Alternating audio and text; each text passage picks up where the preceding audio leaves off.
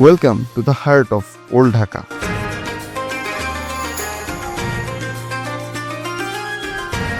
শত শত বছরের ঐতিহ্য, অগণিত স্বাদের সমাহার এবং বাংলা রাজাদের ইতিহাস মিলে গড়ে ওঠা এক ঐতিহাসিক স্থান, যাকে আমরা পুরান ঢাকার হার্ট বা দিল বলে থাকি, সেই চকবাজারেই স্বাগতম। আসসালামু আলাইকুম এভরিওয়ান, আমি তাহসিন হাফিজ। আর আজকে আমি আপনাদেরকে বলবো পুরান ঢাকার প্রাণকেন্দ্র চকবাজারের এক ঐতিহাসিক ইফতার বাজার, যেটা আমরা সবাই জানি দেশের সবচেয়ে প্রচলিত ইফতার বাজার।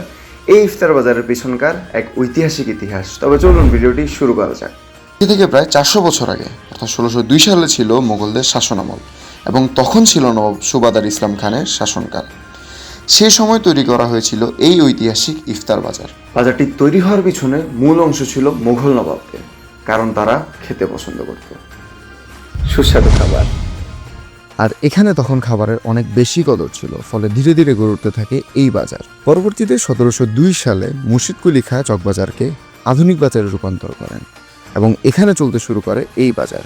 কিন্তু তখন কেউই চিন্তা করেনি আগামী কয়েকশো বছর পর গিয়ে এই জায়গাটি হয়ে উঠবে দেশের সবচেয়ে বিখ্যাত ইফতার বাজার। এই বাজারে বিভিন্ন দোকানে বিভিন্ন পদের খাবার পাওয়া যায়, এমনকি কিছু কিছু দোকান আছে যেগুলো গত 3-4 প্রজন্ম ধরে একই রেসিপি বানিয়ে যাচ্ছে। এখানকার সবচেয়ে প্রচলিত খাবার হলো বড় বাপের পোলায় খায়।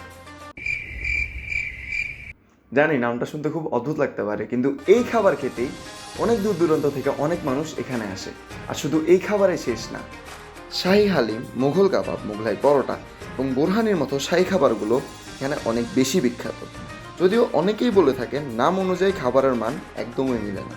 আর এরও সত্য যাচাই করতে একদিন আমি যাব এই ঐতিহাসিক ইফতার বাজারে। তো সেই পর্যন্ত আমার সাথেই থাকুন, কিন্তু আজ এ পর্যন্ত।